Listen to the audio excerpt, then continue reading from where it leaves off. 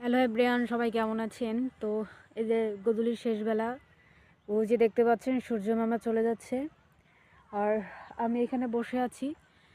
খুবই খারাপ একটা বিষয় আর খুবই খারাপ একটা সময় পার করছি। তবে ইন্নাল্লাহা মাআস সাবিরুন, নিশ্চয়ই আল্লাহ তাআলা আমাদেরকে ধৈর্য দান করুন এবং আমার মতো যারা ব্যতীত হৃদয়ের মানুষরা আছেন তাদেরকে আল্লাহ তাআলা ধৈর্য দান করুন এবং মন খারাপ করার কিছুই নাই। ইনশাআল্লাহ হয়তো আল্লাহ তাআলা আগামী দিনে আমাদের জন্য ভালো কিছু রেখেছেন।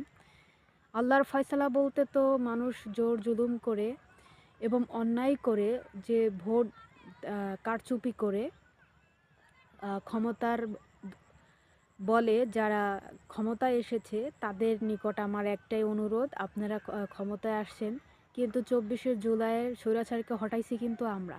সুতরাং আমাদের বাদ দিয়ে ১১ দলীয় জোট যারা রয়েছে তাদেরকে বাদ দিয়ে আপনারা যে আবার স্বৈরাচারের মতো দেশটাকে পরিচালনা করবেন, তাহলে কিন্তু ২৪শে আন্দোলনের থেকে ভয়াবহ অবস্থা হবে সামনে, ইনশাআল্লাহ, এটা মনে রাখবেন।